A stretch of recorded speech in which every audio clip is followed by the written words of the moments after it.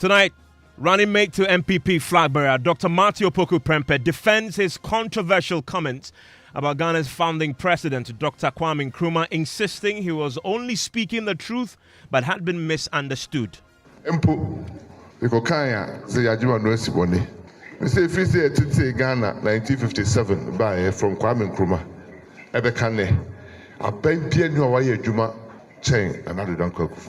Unfortunately, when I said it, I have been misunderstood. Since 1957 to today, from Kwame Nkrumah's time, no government has performed better than Nanado's. We're here from the Convention People's Party, which is tonight demanding an apology, retraction, and his resignation as Energy Minister. Gives more credence to the perception that there is an agenda against Nkrumah.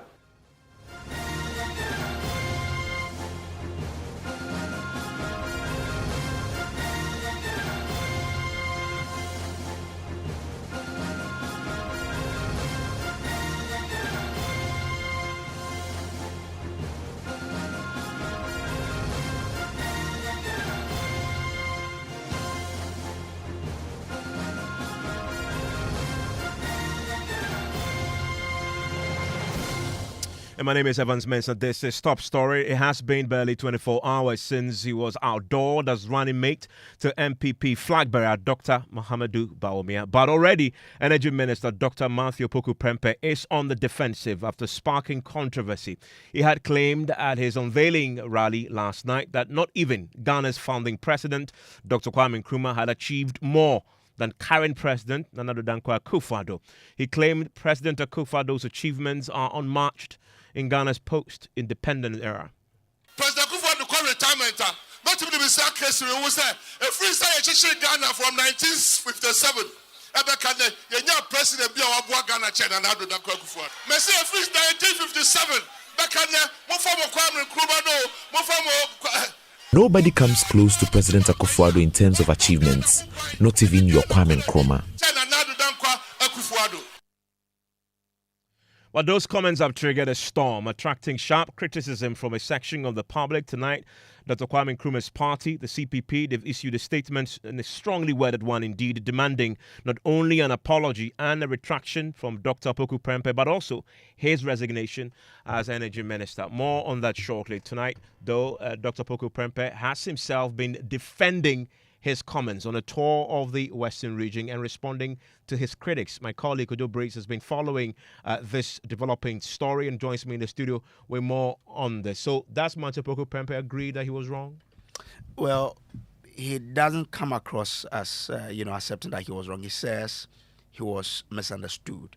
That he only sort of tried to say that that if you compare the two regimes, Nana has done better. But Evans, before we get there, it was just yesterday that he was introduced to the people. He says that once he was introduced to the Ashanti people, he wanted to visit his, what he says, grandfather in Wasa Menfi. The Wasa Menfi area, the traditional, the paramount chief there is Tetrete Kwame Sechim II. So that's where he was. He was the one he was addressing, that Nana, I'm your grandson, and since I was introduced, I had to come and pay homage. Now, he said a lot of things at this gathering. In fact, he went ahead to say that, well, I think that chiefs like yourself should be part of the governance structure. And that's why Bawumia has said that when we come, we'll give you more power. For example, you have minerals. Why are you not part of those who are taking the decisions with regards to the minerals? And so it's something that we want you to come on board. But then he says, I am your grandson. You didn't teach me to lie. But people misunderstood me or misunderstand me when I speak. For example, this one, I was misunderstood. I sort of say that if you compare the two, Nana Addo Dankwa Akufo-Addo, whose government you've helped to achieve a lot, has done better comparing the two. Politicians, Yaman yourself no, I am fear 9. Nana Addo Dankwa Akufo-Addo, Moktanechi, Ama, the obit me I be our year Ghana. Empo, because Kaya, say Yajima no Sibone. We say free say to Ghana 1957 by from Kwame Nkrumah. Ebekane, a pen pian no way Juma. Chain another Dankwa Akufo-Addo. Naja, Ochiswa. I say, I'm on yourself. Nana. Okay, no cry. As well in Saudi. Uchantra near Busama. mo ba ne me mo nana ne me mo amfa ntro ene ehu ne hye me mu. Our politics is done in every 4 years, and you have supported Nana-Addo to do whatever he has been able to do as president. Unfortunately, when I said it, I have been misunderstood. Since 1957 to today, from Kwame Nkrumah's time, no government has performed better than Nana-Addo's. But it looks as though in our body politics today, when you speak the truth, they say you are arrogant, but we hail you when you tell lies. I'm your son. I'm your grandson. You didn't instill in me fear and lies. Mo ba ne me mo nana ne me mo amfa ntro ene ehu ne hye me mu. Well, today we've also heard from the running mate's spokesperson, Fifi Boafo, who acknowledged the criticism and says his boss did not intend to denigrate Ghana's founding president. Well, we've had some section of the public who feel that what Dr. Prempeh said is not what they were expecting, because they do not probably understand the point he was trying to make in reference to our former President Kwame Nkrumah. But just to clarify that Dr. Prempeh did not intended or in any way sought to denigrate former President Kwame Nkrumah for what he has done for the country. He was only making the point that if you just suppose the impact in terms of development we've seen under President Akufo-Addo and what we witnessed under former President Nkrumah, he is of the considered view that President Akufo-Addo has done better. That is objective view. There are those who do not share that position. There are those who also support that position. But that is only his opinion. And in a democracy, other persons may have a different opinion to the position he has shared. And the description of Dr. Kwame Nkrumah in that speech, Mo Kwame Nkrumah, no, amongst others, at least, these are some of the concerns that people are raising. Reflecting on the comments that he made yesterday, his position remains unchanged, his opinion remains unchanged? Well, he said he did not intend in any way denigrating, but you also realize that it was on a campaign platform, the kind of reaction that was going on. So, yes, what exactly he wanted to say was that if you consider how much value we put on the effort our former president did to improve our country, he's seen up there. So if there's any consideration in terms of the best, then it should be a consideration between the Akufo-Addo government performance and that of Nkrumah, except that it did not come out really well.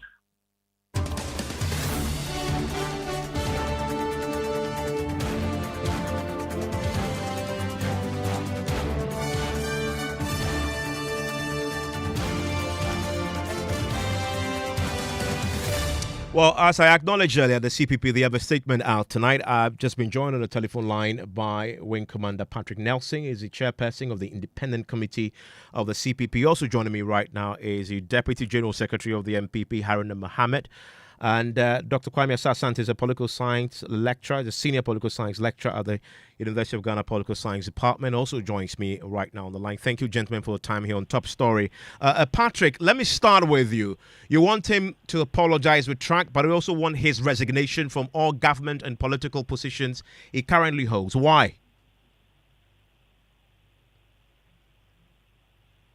Hello, Patrick.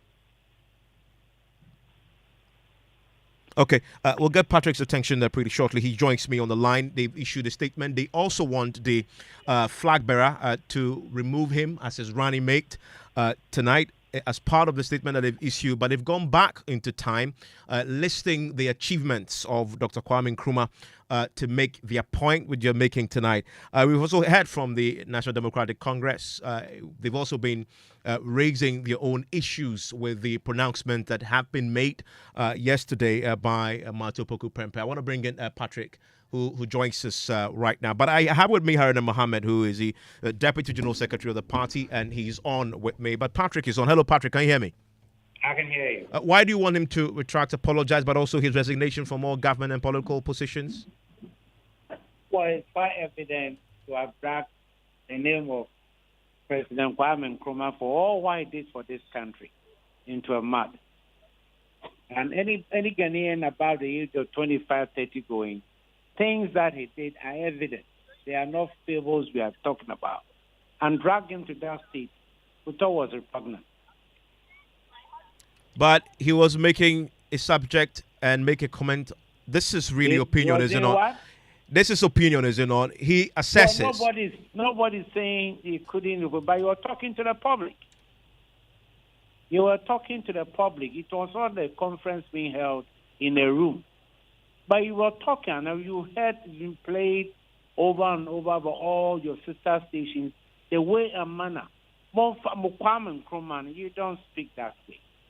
So you felt that Kwame Nkrumah has been denigrated by Dr. Malta Poku But I'm Prempeh? saying all what Kwame Nkrumah has done, they are there to see. They are not, excuse me, I won't say in the sky. They are there. You can enumerate them and compare them to other presidents who have come.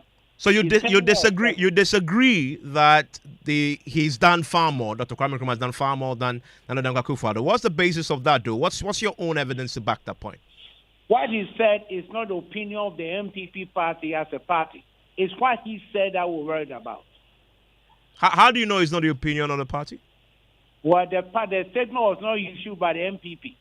Well, he said it on the party's platform. This is the unveiling of the running mate, and he's the running mate. Doesn't represent the MPP as a party. So if it's the party, so what is your concern here? That it was his personal opinion presented as that of the MPP? Napoleon who said it. It wasn't an official thing from the MPP office. Substantively, though, two different things. Substantively, though, do you agree that the current president Akufo-Addo has done far more in terms of developing this country than the founding president? Are you from another country? Let's enumerate what things they've done, and let's compare to what the CPP under Kwame Nkrumah has done to Ghana. And I'm saying everything that Nkrumah has done is evident. You can see. Even the college you went to become a dentist was done by Kwame Nkrumah. What about the harbor? So many motorways, more down the rest. Are they in the skies? They're evident. And many of the people who formed the MPP left the CPP from the MPP. So we are not saying that Akufo-Addo himself was secretary of CPP when he was in Lagos.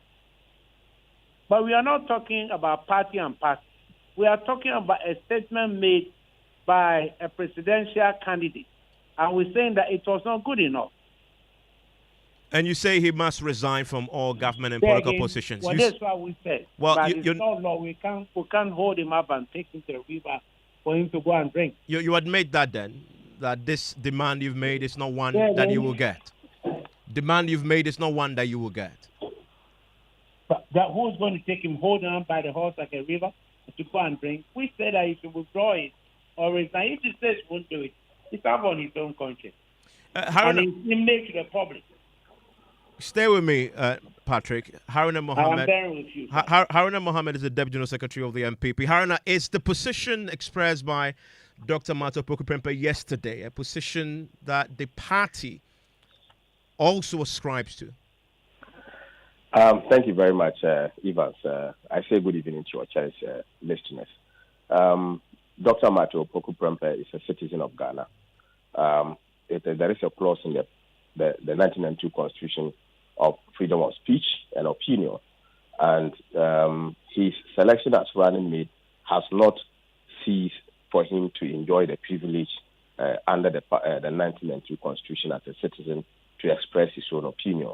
And once he has his opinion, it is left with us to interrogate his opinion vis-a-vis the counter opinion of other citizens. For me, like I said, the call for his resignation and what have you is not matured at this particular point in time to have said so.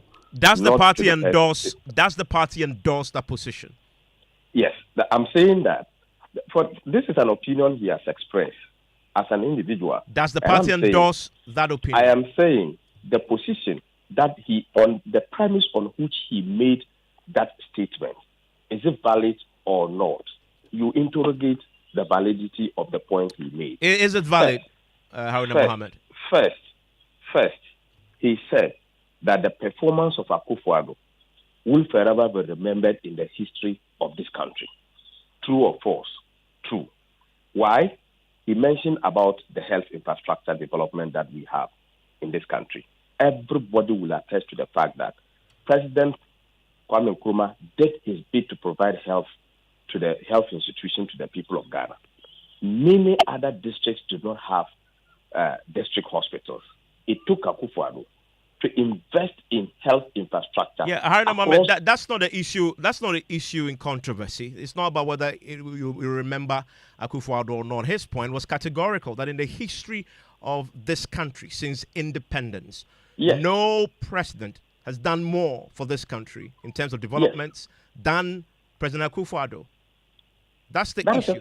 And that is a fact. It's a fact. Okay, so your point is that, again, Akufo-Addo has done far more for this country than President Kufuor. You did not mention President Kufuor. President Kufuor laid the foundation for him to succeed. No, your point is very clear. You say that just a second. You say that in the history of this country, post-independence, Akufo-Addo has done far more for this country than any other president in history, including Dr. Nkrumah. And I ask you, and you say, just a second. And you say, yes, indeed, that's a fact. That definitely includes the 8 years of John Kufuor. He said in the health sector, he has outperformed any other president. He said in the education sector, he was able to cancel the BEC registration fees. It's a fact. He said the implementation of the free senior high school is a fact. If you go into the road infrastructure, President Akufo-Addo has constructed more roads than any other president in this country. So Akufo-Addo probably if you pick the areas that he has outperformed the former presidents in this country, you will agree with him. Agree with him. Akufo-Addo, specifics. Akufo-Addo has done better. He's a better president in terms of the developments you've mentioned in the areas that you mentioned than John Kufuor.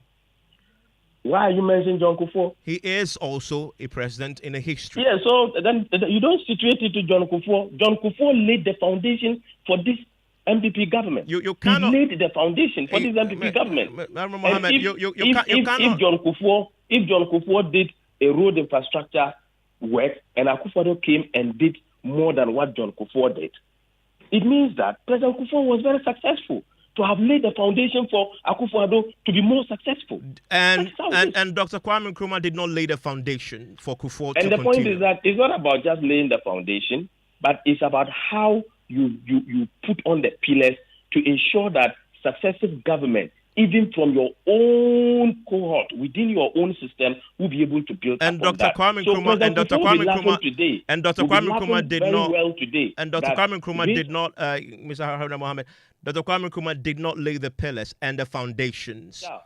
And Dr. Kwame Nkrumah did not lay the pillars and the foundations for this. Remember, this is something that we have to even interrogate. Akufo-Addo. You know how Dr. Kwame Nkrumah came into Ghana. You know how it happened. And we have always said it, that we found him, we brought him, and it is on record. It is there. Do you get it?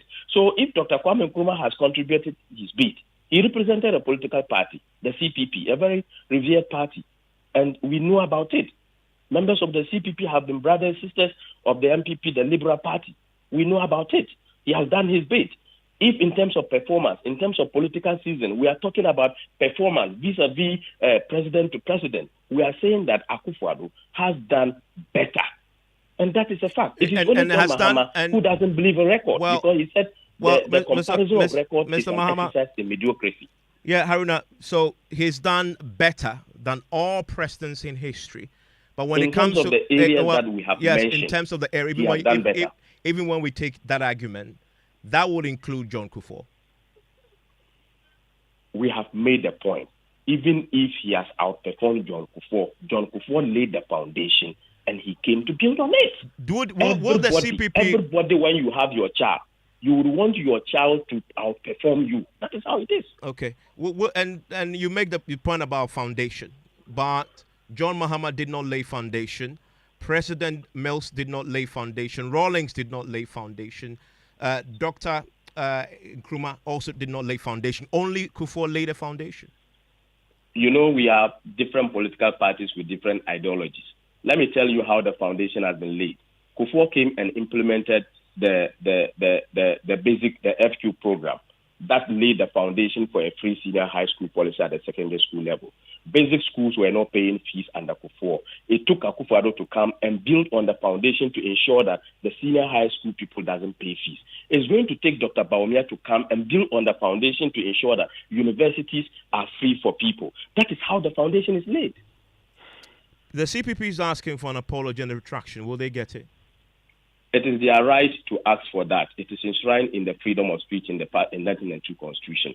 But I believe that this call is not ripe enough at this particular moment. But they express their constitutional rights. Patrick Nelson, that says the MPP's Deputy General Secretary, that this is the party position that you're hearing. He says you're not getting an retraction. I find it very strange. I find it strange that maybe he doesn't know the history of Ghana. What was MPP when Kwame Nkrumah came? What were they? Most of their leaders, including the current presidential candidate, his father was a minister in Kwame Nkrumah's government. Wasn't he? So when he talks about we brought Kwame Nkrumah from where?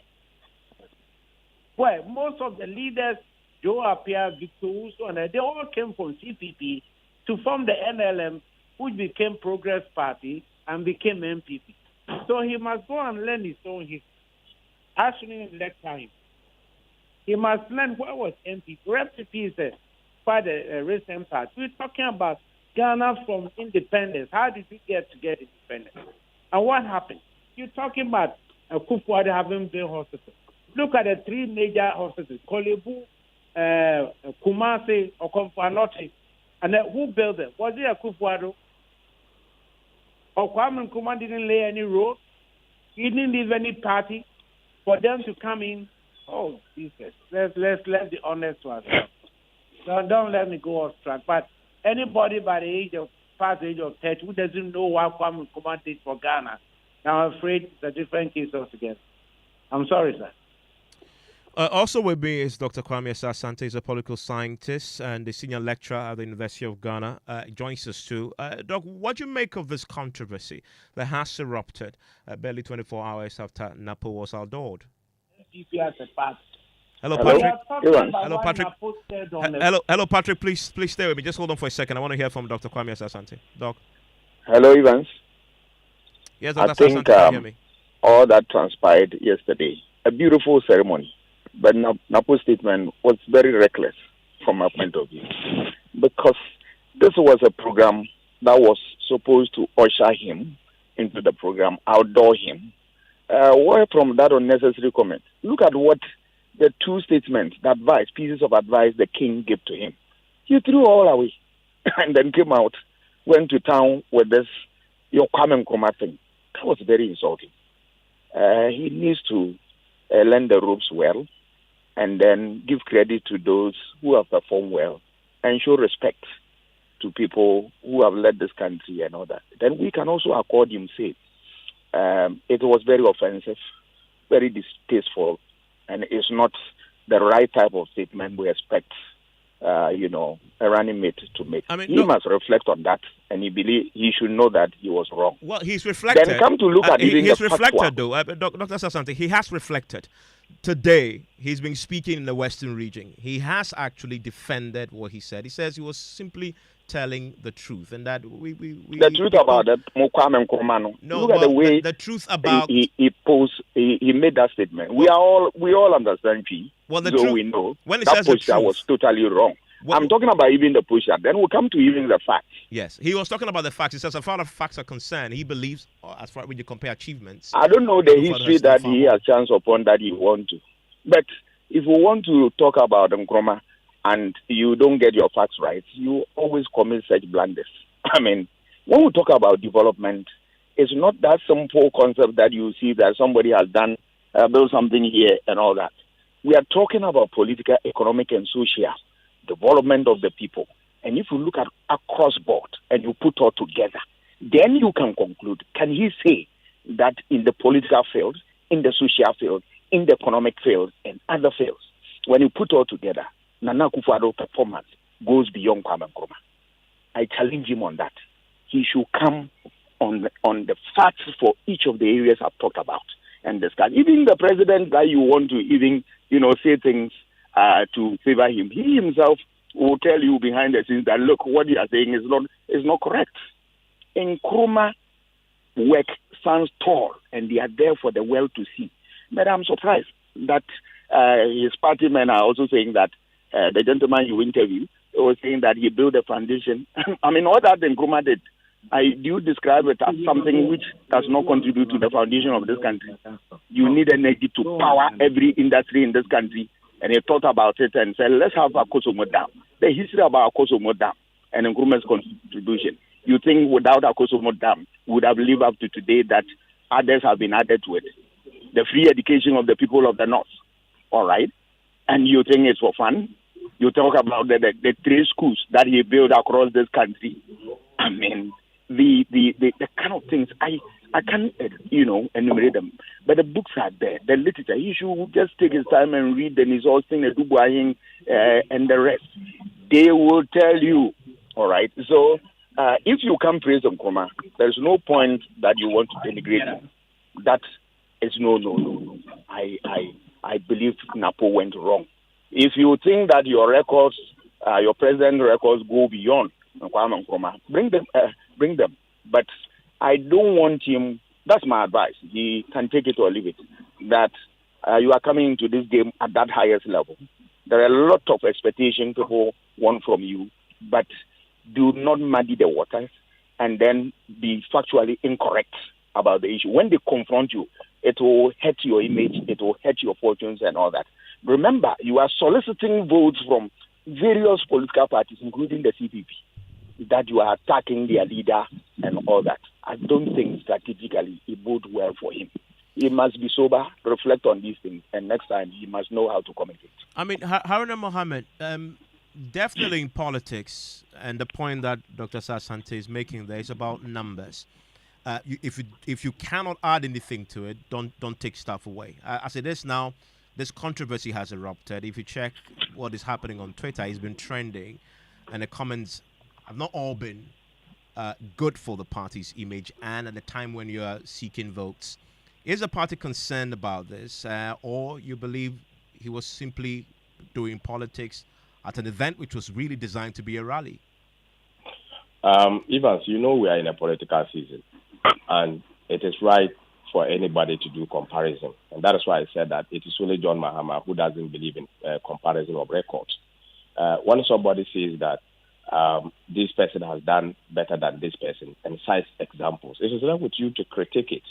And Evans, when I mentioned about the foundation, I wasn't talking about Nkrumah did not have any foundation for any sector. You were specific on President Kufuor. So I made reference to the foundations that Kufuor has made for the success of Akufo-Addo. And that is very clear. This is what I want my senior brothers on the other side to understand, that the foundation was mentioned in critical to the point of you mentioning President Kufuor. And when you ask for the example, I gave you the example of the FQ program that transitioned to Akufo-Addo to be able to implement the free senior high school policy. And that is what we speak about foundation.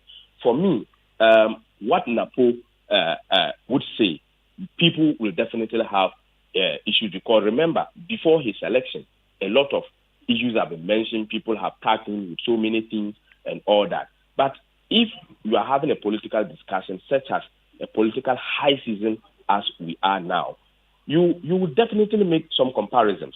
I believe if maybe in a manner that it was set towards Kwame Nkrumah, maybe people found that it is distasteful or whatever. But if you whine yourself, you have been in this particular cycle for a long time. It is said even in Parliament, on political platforms. Parliament, people will point and say, you're Akufo-Addo. People have been mentioning it. People have been saying it in political circles. But people will always disagree with certain posture in terms of how these things are done. It is left with politicians to take you from such pronouncements and make sure. But I believe that the comparison was very clear because he was very specific on certain matters. And I think that nobody will be able to challenge on those particular specific matters that were mentioned. Thank you very much. And that day is Haruna Mohammed is the Deputy General Secretary of the MPP. Patrick Nelson is the Chairperson of the Independent Committee of the CPP. And Dr. Kwame Nkrumah, Political Scientist, Senior Lecturer at the University of Ghana. I want to hear from you on the 055-11-11997. News Night starts now.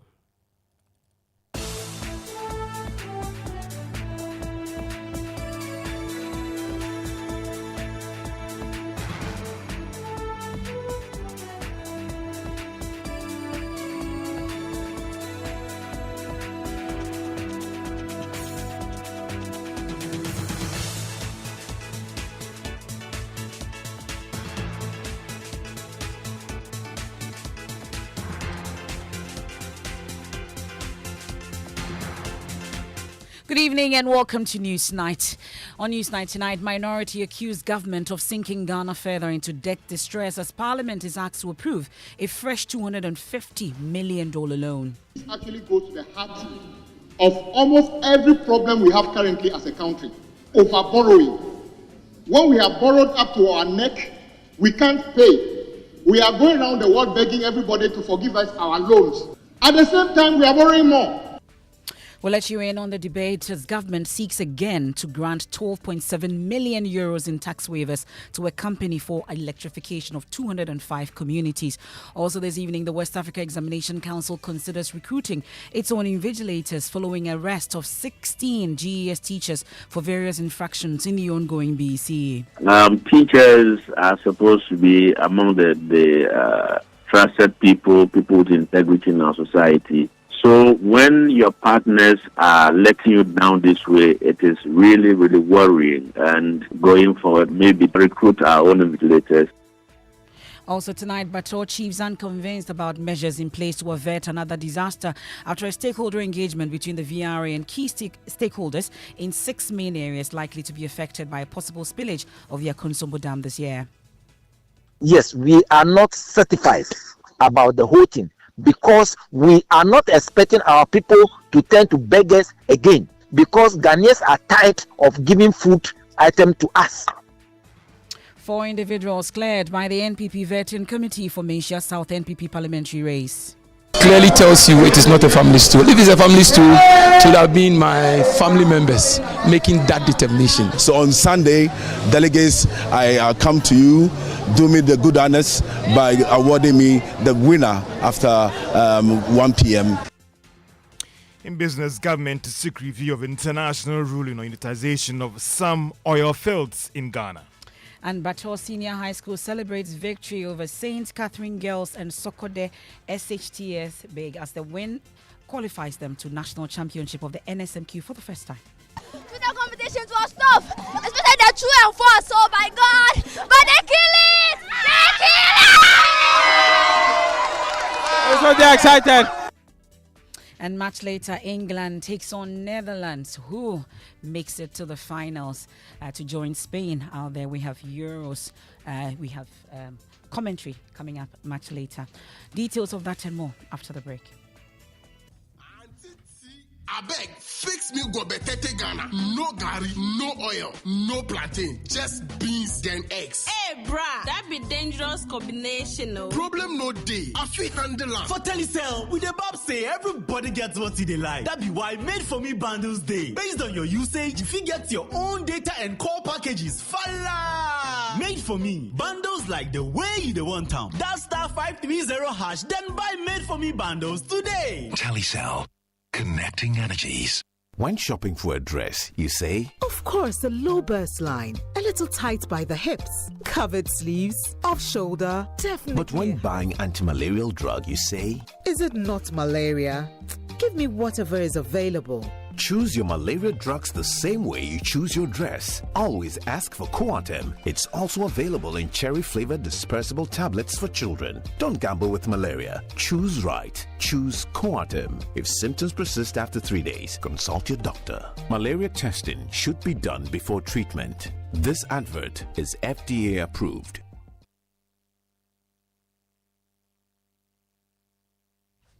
Thanks for staying with us here on Newsnight. Here on Joy 99.7 FM. We're live in Kumasi on Love 99.5 FM. Also on myjoyonline.com. And X Spaces. Your comments are welcome. Is via WhatsApp 05511111997. We start off from Parliament. And a minority in Parliament say they cannot understand how government will be asking the House to approve $250 million at a time when it is asking its debtors to forgive or postpone the repayment of debts. According to former Majority Leader Oseichi Mensah, the loan is for the Ghana Financial Stability Project. Listen. $250 million facility is a financing agreement between the government of Ghana and the IDA, the International Development Association of the World Bank Group. And Speaker, it is for Ghana's Financial Stability Project. The Speaker, is a critical note in the restructuring that government has embarked on. And that agreement, the discussion with the World Bank IMF group, preparatory to where we are today, was really, it was, Mr. Speaker, so it was part of the discourse that we engaged in. So that is what it's supposed to do, to solidify the platform for us. Mr. Speaker, thank you very much. Well, the minority side have been criticizing this attempt to borrow more. Listen to the minority whip, Governs Kwame Nkrumah. This actually goes to the heart of almost every problem we have currently as a country, over borrowing. When we have borrowed up to our neck, we can't pay. We are going around the world begging everybody to forgive us our loans. At the same time, we are borrowing more. We have gone everywhere. China was last week borrowing, telling China that forgive us part of what we borrowed. And then on Wednesday morning, you are borrowing more. How do you solve your borrowing problem by borrowing more? I don't get it. And I'm saying that the finance minister better answer that question. Don't take that responsibility, because it's a dangerous trap for you. In fact, once upon a time, you presented a budget here. That year was better. The year that the finance minister came, things went bad. But they could have made you a finance minister. They refused not to. They refused to make you a finance minister. Don't take up the responsibility of borrowing extra money to, hurt the economy. Well, former minority leader also was on his feet, Haruna Idrisu, and is warning that the continuous borrowing of government may be breaching the IMF deal currently being implemented. Speaker, the Honorable Minister for Parliamentary Affairs is invited to lay a financing agreement of a loan of up to $250 million for the Ghana Financial Stability Project for and on behalf of the Minister of Finance. Mr. Speaker, I will know whether he is aware that Ghana, as part of its agreement with the IMF, between now and even end of 2025, cannot borrow more than $250 million non-concessionary loan. So if he's laying this, what he needs to clarify is whether maybe this came earlier before part of the creditors agreement the minister reached last week with the IMF. Ghana from now, even for 2025, maximum, Ghana can only borrow non-concessionary up to $250 million. Then $500 million into 2026, and it's elevated into 2027. So if you want to cover the whole envelope of 250 with this instrument, what he needs to clarify is, by his knowledge, whether this is a concessionary or a non-concessionary facility, and why he wants to lay. So that's the former minority leader, Haruna Idrisu there. Let me bring in my colleague, Kweku Asante. He's been monitoring this for us and other happenings in Parliament. So, Kweku, despite these concerns that were raised, we are also told that 300 million worth of tax waivers locked up at the Finance Committee. There are new requests. What exactly are the details?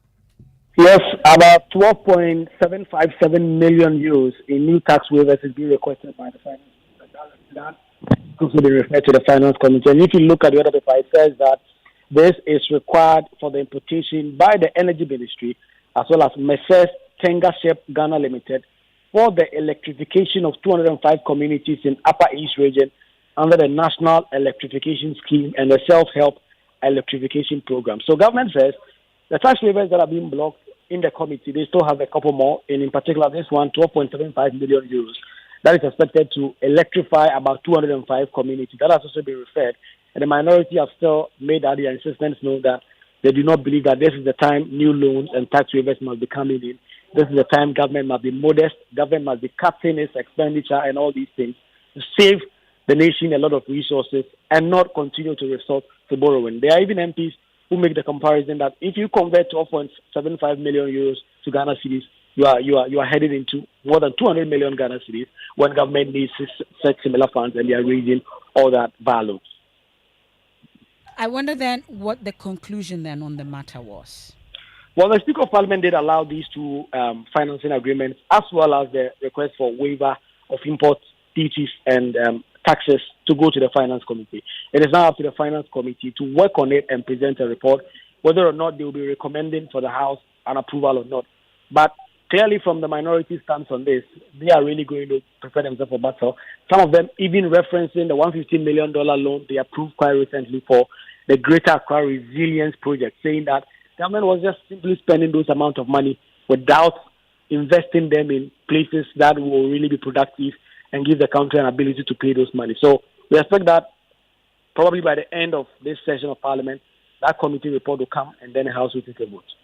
And just before you stepped out of the chamber, something has come up again, this issue about the IGP, the leak tape. There was an order from the Speaker earlier. It's come back. Tell us more. Yes, Emefa, you will recall that last week, Speaker of Parliament, Alban Bagwe, ruled that the committee that was tasked to do this work, Atatia, James Agaga, Peter Lanchini, Tobo, and Co., had not completed their job because on the floor, all of them had specific disagreement in terms of how the committee should have gone by it. And so the Speaker of Parliament ruled that they should go back and do their work and present a report. But today, the Speaker of Parliament has decided that the report should be taken and that House should continue from where they left off. So he gave the opportunity to Samuel Atatia to be on the floor and continue to advance his argument. Atatia has been making two arguments. He says first that it has come to the attention of the committee when they were doing their work that the recording that has gone public may not have been completely recorded by Chief Bugri Nabu, and that one ASP Asante, who is alleged to be a boy of the IGP, may have been the one who orchestrated the recording. He says the committee decided that they wanted to invite this ASP Asante to come before the committee and provide answers. But again, the three minority MPs on the committee, led by James Agaga, they blocked that testimony and did not allow that to happen. And so these two issues, one, whether or not Bugri Nabu did record the tape, or this tape was recorded at the instance of the IGP, allegedly, he wanted to get into it. The minority will not allow that, and that is why he's opposed to it. And then secondly, both Chief Bugri Nabu and the IGP, or when they appeared before the committee in the public hearing, did indicate that they had not spoken to each other in about 8 months at the time the committee did hear the testimony of those two persons. But he says someone did come forward to the committee that the claims made by both the IGP and Chief Bugri Nabu were not true, and that those two persons had indeed spoken quite recently and not the 8 months that they claimed. He said that bordered on perjury, for which reason they wanted to invite this person who said he had evidence that both the IGP and Chief Bugri Nabu had indeed spoken not 8 months as they claim, but quite recently. But then again, James Agaga, Peter Lanchini Tobu, and Eric Opoku, who were the minority members of the committee, but became the majority on the committee, did block that testimony. While he was making this argument, the majority leader, Alexander Afenyo-Markin, walked in and raised a preliminary objection. You will recall that when this report was made, it was made by Kennedy Ejapon, chairman of the Defense and Interior Committee. It was not part of this committee, but at the time, the majority chief whip, Frank Anodompre, did seek permission from the speaker, then Andrew Amakosiyama presided, to lay this report on behalf of Atatia. At the time, he did say that he was laying this report with the consent and knowledge of Samuel Atatia. Afenyo-Markin now says the Speaker of Parliament has to rule whether or not this report was properly laid, as it was not laid by the chairman of the committee.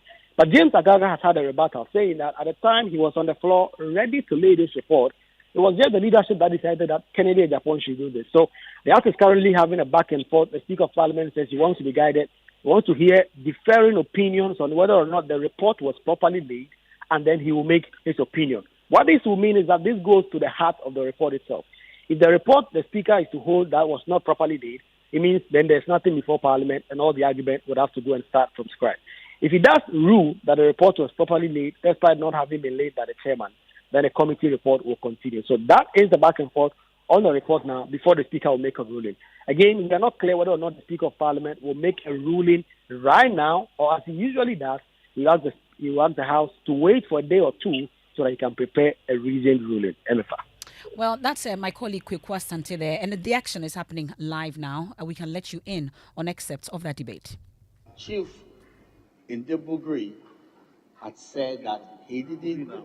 I'm sorry.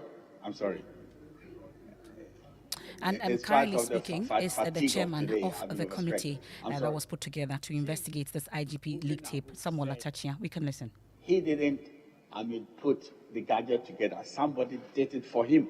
Is that so?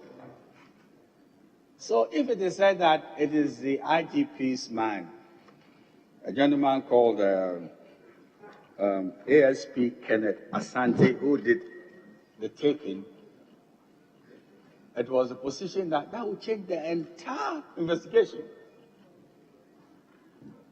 So that it will come to the point of saying that this tape has been improvised by the IGP himself. But Chief Bugran Napo said some people were trying to show their concerns about elections and how it is possible that the IGP could change the electoral fortunes of some party, and some people cannot break the age if the IGP is there, and it was going to take the tape to the president so that he will listen to it himself. As it happened, there was a pointer to that. I was hugely surprised that anybody would say that there is a voice on the tape and that individual whose voice was on the tape should never be called. Well, so that's Samuel Atachia there, the chairman of the committee, was on his feet. So after that, we've had the vice chair of that committee, also is a ranking member on the Defence and Interior Committee of Parliament, James Agauga. The issues about whether that report should have been laid by him, amongst others, came up, and this is what he had to say. I was in the House. I drew the attention of leadership to the fact that the report was ready for laying. And in fact, I was ready and willing to lay it. However, the majority chief whip took the decision that once the chairman for the Defense and Interior Committee had earlier laid a report for that particular committee, he be called upon to lay the report for and on behalf of the chairman of the special committee. But Mr. Speaker, we need to take note of something here. The report in question was not the chairman's report. It was the committee's report. The ad hoc committee, so that in the event that the chairman was unwilling to lay the report, permission could be sought by the leader for a member to lay the report for and on behalf of the committee. That was my understanding. The practice of this House is that even in cases where ministers of truth, just today, leave was sought for the Minister for Parliamentary Affairs to lay papers and reports for and on behalf of the Minister for Finance in this House. It's a practice. I don't think there is anything very bad about such a practice. In any case, Mr. Speaker, we now operate under the aegis of the new rules. And that is James Agaga, who is the vice chair of that committee that was set up to probe that leaked tape. And this is still continuing on the floor. And you see there that a lot more MPs are beginning to proffer their own opinion on this particular subject. We wait to see how the Speaker will rule and how they can proceed on this very controversial matter. You want to follow us on myjoyonline.com for the very latest on this a controversy that the members of parliament are currently debating. But let's turn our attention now to what is happening with the BECE, because the West Africa Examination Council is contemplating hiring its own invigilators after 16 GS teachers who were supervising the basic education certificate examination were arrested for various infractions just 3 days into the exams, escalating more practices in previous years pushed WAEC to implement stricter monitoring mechanisms, leading to the swift apprehension of these corporates who have since been handed over to the police. And my colleague, Mamisi Nyamisha Thompson, breaks down the figures. According to WAEC, 16 invigilators and teachers have been apprehended for various breaches. The centers they were arrested at include Save Our Souls Educational Center, Bekwai. Their 3 teachers were picked up for trying to assist the candidates. Also at Jenny Senior High School Center, 2 invigilators were apprehended for taking snapshots of the English language question papers and posting them on a WhatsApp platform named Kurasoma JHS. Now, in Kranza Senior High School, an invigilator, Abiam Danso, was arrested with a mobile phone on which were answers to the religious and moral education questions. At Chemu Senior High School Tema, a teacher, Amwako Joseph, was arrested for taking pictures of the question papers and posting on a platform named Apo Lord for BECE 2024. At Liberty Hill School Center, an invigilator, Farouk Patrick, was arrested for taking pictures of the science paper and handed over to the police. At Jache Pramso Senior High School Center in the Ashanti region, an invigilator, Danso Emmanuel, had a phone on him in the examination hall, while Mensah Emmanuel had pieces of paper on which were answers to the questions of the English language paper. Now, Santo Basic School Center teachers from Desvi International School were found on their school bus solving the science questions for onward transmission to their students in the examination hall. All these people, they say, have been reported to the police and are being processed for court. Well, we can now also hear from the head of WAEC in the Ashanti region, Divine Wolanyo. He describes how 2 teachers were caught in the act. This teacher had met the private schools and had charged them 6,000 cedis. And so immediately we asked for the removal of that teacher. He had another accomplice. She also was removed. There was an issue. You had the town folk coming, trooping in. That happened to be an open center. Open in the sense that it's not wall. So that center has been changed, has been moved. So they are moving to a place that is wall, more secure, so that the town folks will not have access to nothing will happen to the candidates who are writing the exam. So when they go, they should stay off the school campus. We have asked for police reinforcement. If they get arrested, they shouldn't blame anyone. They are intruders. They are not supposed to be at the center. If you are not part of the examination official, you are not expected to be at the center. So that's the WAEC Ashanti region head, Divine Wolanyo, describing to us how some of the teachers were caught in the act. And let's bring in John Kapi, he's the head of public affairs at WAEC, joins us right now. And Kapi, have you made more arrests? Yes, thank you very much. Good evening to your listeners. Yes, we have made 2 more arrests in the central region.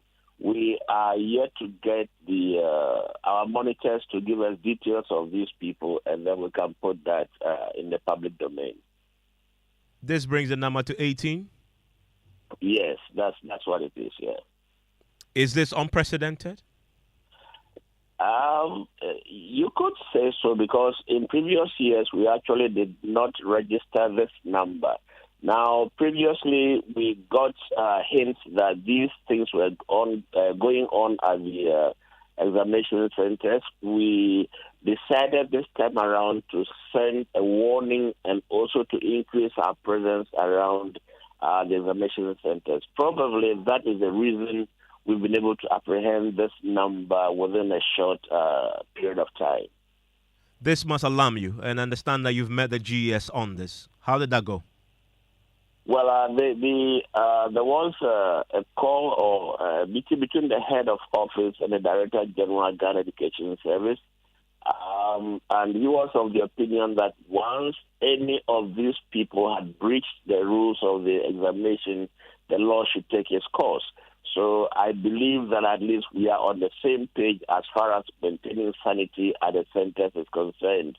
Beyond that, we are going to prepare a list of these people who have breached the rules and then present same to the Ghana Education Service for further disciplinary action, because GES is the professional institution that takes care of the teachers. And you've told us that WAEC, because of what you're now witnessing, you're now considering hiring your own invigilators for future exams? Yeah, these are issues that have come up. Again, I've always told the media that all of these plans have financial implications. So if we are going to be assured of funds, why not? We'll be able to recruit our own invigilators, train them very well, and so we'll be able to take swift action whenever we find anybody, going contrary to the rules that we have set for the examination. And you're then going to impose stricter measures if you have the funds. That's to suggest that GES in recruiting these invigilators is not being strict enough in the clearance process and the way that people are selected and vetted. Yeah, the partnership between us and GES indicates that the GES will provide for us supervisors and invigilators, and then we'll do the other technical bit of it, preparing the questions and then sending them to examination centers. But as we are observing, a lot of these teachers probably either they've not been screened or not been briefed properly, or are simply being dishonest. But then we believe that they are not up to the task. And so if there's an opportunity, why not? We should be able to recruit our own invigilators and supervisors.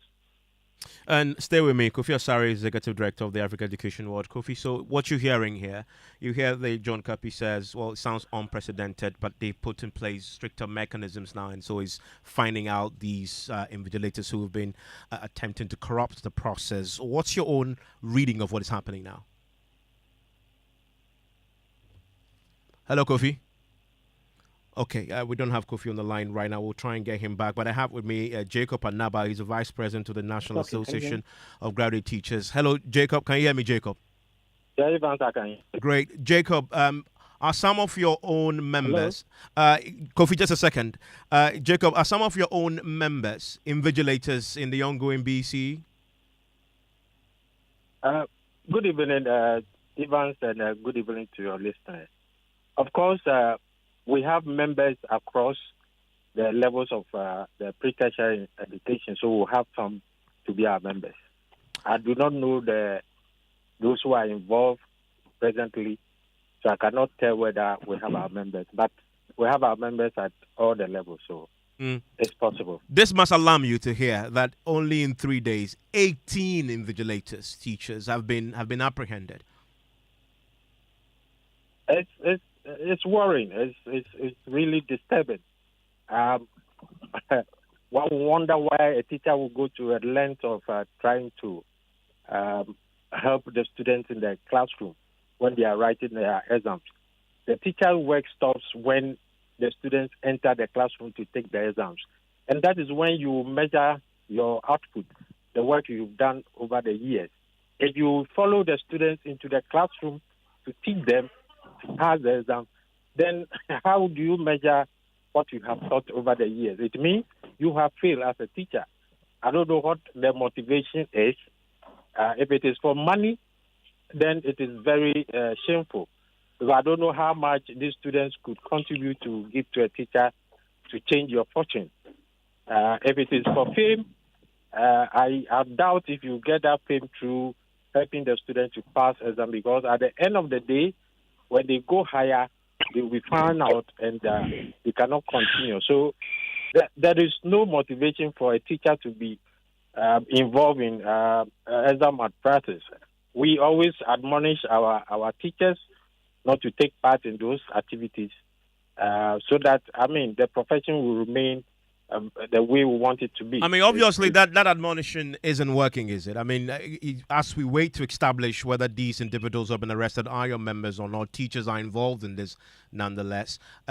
What is it that your organization, NAGRAT, plan to do if it's indeed established that these 18 teachers include some of your members? Yes, of course. The law must take its course. If you agree to take part in the examination, then you have a contract with the GES as an invigilator. And the contract has its terms and conditions, and you must be ready to face them. So the law must take its course. But at the end of recruitment, and you say what you do is to admonish them, that is not enough, is it? It's a proper screening needs to happen, proper vetting of these individuals. We are not involved in the examination. It is GES that recruits the teachers, and the GES must ensure that they recruit the best. Like he said, they must be screened. When you go to the schools, you ask the headmasters for the teachers that you can rely on. I'm sure we'll get them. And GES must be ready to pay money that is commensurate with the work, so that teachers will not be motivated to be involved in this malpractice that we see during examination. So we must be realistic with how we give to the teachers when they invigilate. I mean, Kofi Asare, you've just had the bedding shifted onto the GES to do a bit more proper screening and vetting. From where you sit and the way you study what happens with the recruitment process, what has gone wrong here? Apologies there. A terrible connection to one of the guests on the line. Hello, Kofi Asare, can you hear me? Okay, we may have lost Kofi there. John Kapi, you've met with the GS already. We've handed over the 18 suspects to the police. Hasn't this affected the integrity of the ongoing exams? Well, for now, we cannot tell, because at the time these people were apprehended, we could not tell the spread of whatever it is that they had on them. What we can do would be that for now we have a record of all the areas where these people were picked up. And so when we are doing the marking, we will scrutinize and, find out whether there has been any form of collusion, because obviously when these things are brought into the candidates, they copy word for word. All the mistakes are the same. All the correct bits of the responses are the same.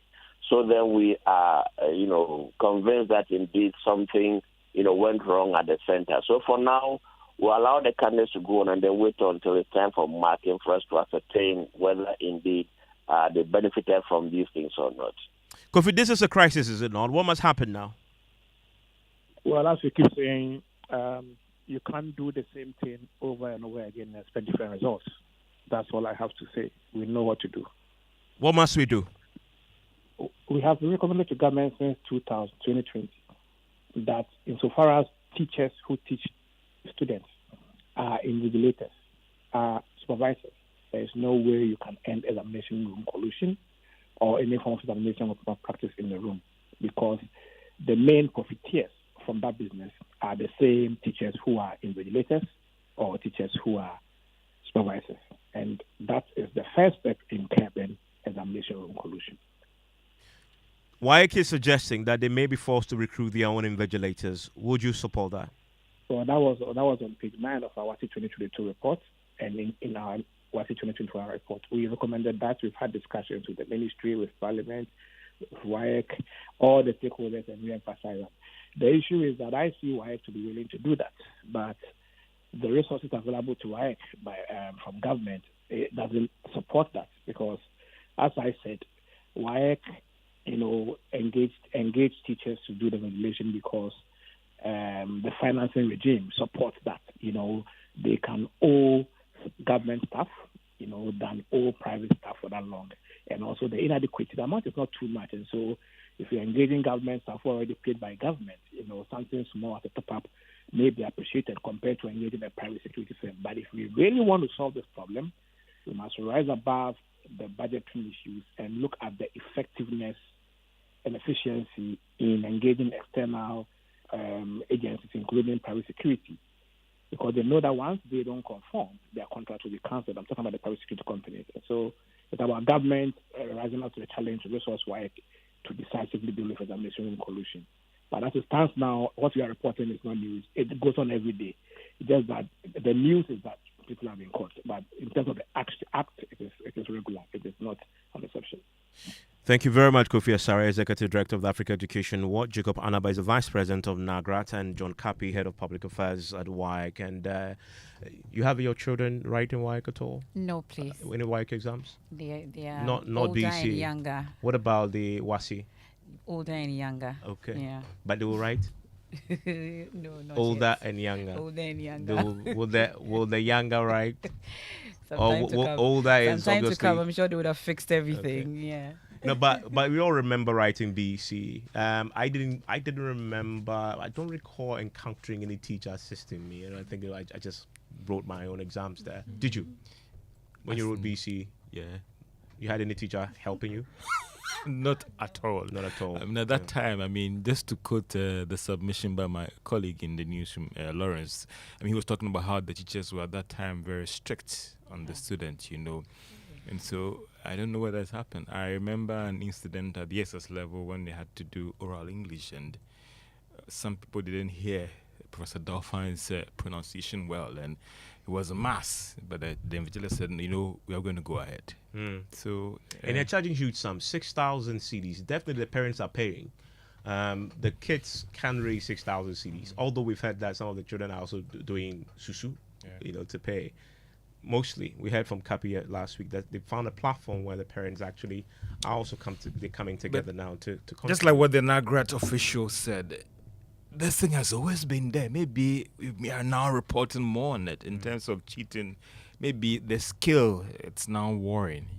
There are instances where there's even a leak before the day, and you go into the room and the exact questions are there. Well, we've heard from WAEC say that they've now zoned the areas where they picked up these teachers, and they'll be scrutinizing the papers once they receive it to see if they see a trend, because they repeat the mistakes even in that case. So when they say the boy is that coming, you read the boy is that everybody coming. in that room will write that. Then there's an issue.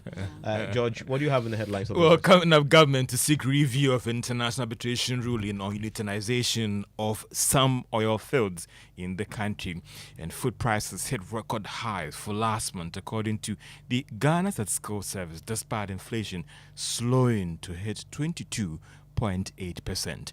The business news on Newsnight is brought to you by MTN Business. Welcome to the new world of business, Kingdom Books and Stationery, Synthesis Tanks, and the Pepsodent Herbal and Charcoal. Hey, so as for you, every day you are just pressing your phone. Why? Are they paying you? They are, Oma. Eh? The more I use my MTN, the more points I get. And I can use those points to get airtime, data, and even discounts at shops and restaurants. Hey, so that is why all of you are always pressing your phones. And you won't tell us, so that we too we can enjoy some. Oh, ma.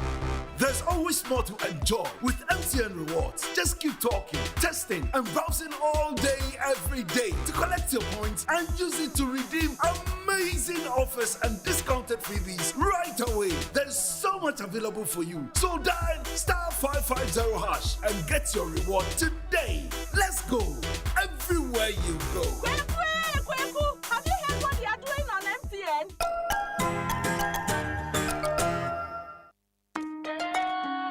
Son, we are so proud of you for setting up this hospital. I really love those hospital beds and waiting chairs. By the way, did you import them? No, Dad, I didn't. I actually got them from Kindle Books and Stationery right here in Ghana. Wow. We also bought our office supplies, safes, executive desks and chairs from Kingdom, and they gave us expert advice on how to set up our office. Guys, that makes 3 of us. I also got our sofa and bedroom sets, plus our dining hall furniture for our new home from Kingdom. Wow, Mom, that makes 4 of us. I usually get my stationery items from Kingdom. Kingdom. And my teacher also mentioned that our classroom furniture was provided by Kingdom. So there you have it. Whenever you're thinking about setting up an office or acquiring furniture for your home, etc., Kingdom Books and Stationery should be your first point of call. With over 40 years experience in the industry, we stock and supply a wide variety of globally sourced office and home furniture, stationery and equipment. Visit our head office, Osu Akwaje, or our office near the Osu Stadium. We're also in Tema Community 1, opposite Olam SHS, Kumasi KNUST Campus, UCC Cape Coast, and now at the Marina Mall, Airport City. Or call us 0302 764101, 764209, or 762792. Visit our website www.kingdomgh.com.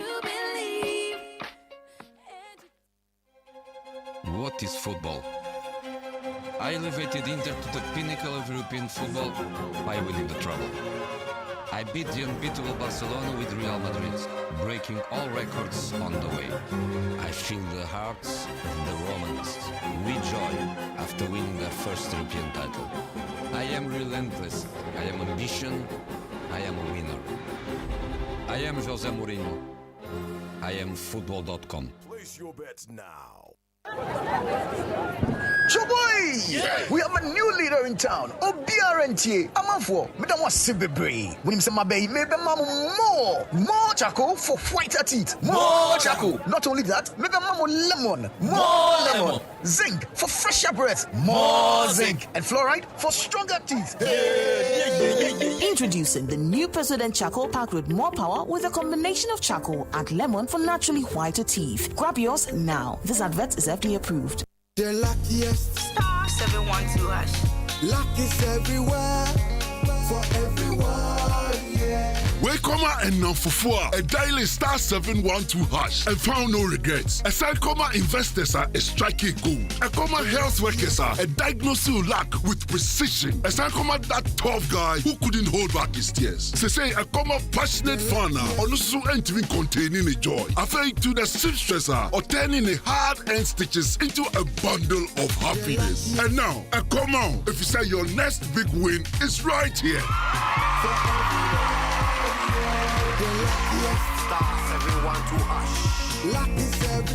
Dial star 712 hash and join the luckiest winning celebration. From the 1st of July 2024, dial star 712 hash to keep buying tickets as a group, individual, or even as a community. Win loads of cash and prizes in the community draw or go for the grand draw on the 30th of November 2024. Unlock your luck with star 712 hash. Join the winning streak now. The luckiest star 712 hash. Luck is everywhere for everyone, yeah. The luckiest. You're welcome back to Business on Newsnight. Now, government has revealed that it would move to review ruling halting utilization of some oil fields in the country. An international court has ruled to stop government from forcing two oil firms, exploration firms, that is ENI and Vitol, from utilizing the operations with another oil field operated by Springfield. Now, Minister of State Designate at the Energy Ministry, Herbert Krampa, disclosed this during his vetting Parliament Appointment Committee. I believe what this award does is to signal to the government to cure the anomaly which has been pointed out, and the government's policy of unitizing the blocks. We can go ahead with it and ensure that we develop both blocks, bring out our hydrocarbon resources for the benefit of the Ghanaian people. The good news is that the claim that was being made, $7 billion that was being made on the government, the panel finds that government doesn't have to pay any of that at all. The panel found GMPC not to be liable in any way whatsoever. In what transpired. We reserve the right under our laws to unitize blocks that we believe straddle and don't have to be developed independently. And I believe that the ministry would do a review together with the Attorney General's office, and will be advised accordingly on what the next step should be. Thank you very much, Mr. Chairman. Thank you. Minister of State Designate at the Energy Ministry, Herbert Krampa. Now, food prices hit record highs from May to June this year. Now, this is despite the inflation rate slowing to 22.8%, according to data released by the Ghana Statistical Service in Accra today. There is more in this report. The Ghana Statistical Service data showed in April 2024, food inflation stood at 22.6%. However, it's jumped to 24%, representing a 5% leap over a month, that is from April to May 2024. It is not clear for now what were the main drivers, but a careful look at the numbers showed alcoholic beverages, tobacco and narcotics recorded the highest inflation rate increase compared to June 2023. Also vegetables, tubers, plantains, cooking oil, and banana. Another category of food which also went up was ready-made foods. For instance, fresh okra saw the biggest jump in price, going up by almost 90%. It was followed by green pepper, which also went up by 71%, while tomatoes shot up by more than 60%. Another interesting development from the Ghana Statistical Service data was that inflation rate for locally produced items was far higher than the imported items. The non-food inflation slowed marginally. However, it is not clear how that might have contributed to the slowdown in inflation. And that is a Business Desk report. Meanwhile, government statistician Professor Samuel Kwame has been downplaying current market development as a major contributor to the slowdown in inflation rate for the month of June. Slowdown that we're recording for year-on-year inflation for June 2024 is to a very large extent as a result of what happened last year and should not be related to the fact that prices of goods and services in current period are going down. Clearly, from the month-on-month inflation, it tells you that both from a food inflation and a non-food inflation, prices of goods and services are going up. So we need to have that clarity with the interpretation. So the slowdown of 0.3 percentage points from both a year-on-year basis and a month-on-month basis is strictly as a result of the significant increases in consumer price index as we saw between May and June 2023. The question on the effect of exchange rate is always an important one, and that is why we've provided a trend analysis from June 2023 to June 2024. Government statistician Professor Samuel Kobna Inin. Now, General Manager for Venture Capital Trust, Professor Olofure Ampoma, is making a strong case for reassessment of venture capital practices in Ghana. This, he says, will aid the attraction of more international investors to support small businesses across the country. He spoke to Joy Business at the Capacity Building Workshop in Accra. We have a peculiar problem in venture capital practice, which is the limited liability company, or the company structure we have under the Companies Act, has significant challenges when you want to implement the venture capital model. We've done it in, we've managed it, it's working a little bit, but we can do better. International investors are looking for a model that they are familiar with. And because of that, and also the challenges that come with it, we have identified that we need to reform Ghana's legal regime when it comes to forming legal structures. And I'm talking companies or limited liability partnership and so on.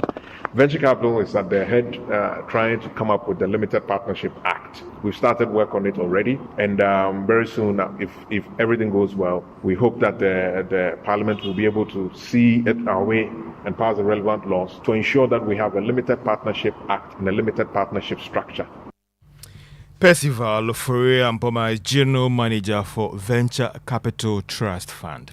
Now, managers of the Caritas Lottery Platform, a subsidiary of the National Lottery Authority, is rallying more Ghanaians to participate in promotions to help mobilize more revenue for the state to aid development. Now, speaking at the launch of the Telecel More Money promo in Accra, marketing manager of Caritas, a platform that is Bernard Boama, assured that proceeds from such promotions will help in developing deprived communities and also key sectors of the economy, so that partnership with Telecel reward Ghanaians more cash prizes, including a grand prize of 1 million Ghana cedis.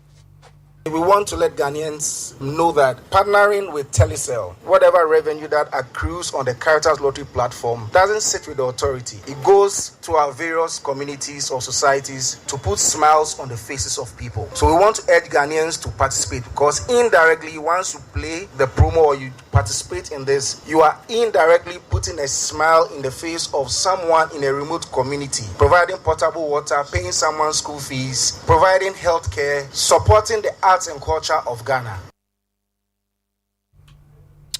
That is the manager at the Characters Lottery Platform subsidiary of the National Lottery Authority there. That is Bernard Boama speaking. Let's turn attention to the stock market. And if you are a shareholder in MTN, it was up by a peso to close at 1 Ghana cedi, 91 pesos. And that's all for business on Newsnight. And was your money on Netherlands or England? The soft spot is for England because we wanted to come home. We have commentary coming up shortly, but let me quickly take you to the Ashanti region and 4 hopeful candidates who appeared before the New Patriotic Party's vetting committee for scrutiny ahead of the party's internal election for the Mensah South Parliamentary seat having cleared for the contest. My colleague Napo has more in this report. On Monday, the New Patriotic Party opened nominations for the Mensah South Parliamentary race scheduled for Sunday. At the close of submission yesterday, 4 persons had submitted their forms, including the brother of the incumbent Member of Parliament, Dr. Matthew Pokuprempe, who's known as Nana Owusu Afriye. Today, these 4 persons faced the NPP's vetting committee and were cleared. The vetting committee has issued a strong warning to these individuals to be cautious of the utterances during their campaign. We've advised the candidate that they can ask their followers to campaign for them, but we don't want to see them following the candidates around. It's a different way of campaigning. It may answer the same, but it will avoid a number of issues, because we don't want a situation when somebody will even go and make a statement. You know, we have very short time to even deal with conflict resolution. So we needed to take all the precautions to ensure that we come through this process in a very peaceful manner. Evan Sinemakon, the director of elections for the New Patriotic Party, says measures are being put in place to ensure a free and fair elections. Well, these are in-house arrangements, and so the delegate list has been given to all the candidates. We expect the constituency executives, electoral coordinators, polling station executives to respect the rules and regulations, as well as the candidates, that they must not be seen to be campaigning for any of the delegates. And the New Patriotic Party, as usual, will consult with the Electoral Commission and Ghana Police Service to ensure that we have a successful constituency delegate conference. These aspirants vying to replace the incumbent Member of Parliament, Dr. Matthew Pokuprempe, are poised for victory. His brother, Nana Owusu Afriye, says he's ready to take over from Dr. Matthew Pokuprempe. I'm well prepared because I've been involved with the constituency since. So I think among the people who are contesting, I'm the most qualified in terms of service in the constituency. It's not a family stool. I think if it's just to be a family stool, I wouldn't have come here. I'm putting myself up for the delegates to make a decision. So that clearly tells you it is not a family stool. If it's a family stool, it would have been my family members making that determination. But this one is a family stool in relation to MPP. So the family of MPP within the constituency are the one to decide who to. And I believe I'm a royal of the MPP family in Mensah South. So I qualified to contest. Asiaho, where Asiaho means victory. So on Sunday, delegates, I come to you, do me the good honors by awarding me the winner after 1 p.m. At the end of the day, the New Patriotic Party concluded the vetting process and conducted the balloting. These aspirants are ready for Sunday. For Joy News, my name is Napo Kumasi. And that's how we end tonight's edition of Newsnight. Evans, we are getting ready for England and Netherlands. That's a big game. Are they going home? They are coming home. Oh, they are coming home. They are bringing Is it home. coming home, It's or coming they are home. going home? No, they are not going home. It's coming home. Okay, we'll see. Isaac Musbao and the team are ready. We are going out, aren't we? Oh my goodness. I mean, you're going out with Emefa Apawu. He's going out, Obi. Okay, well, that's it. That's the team there. Even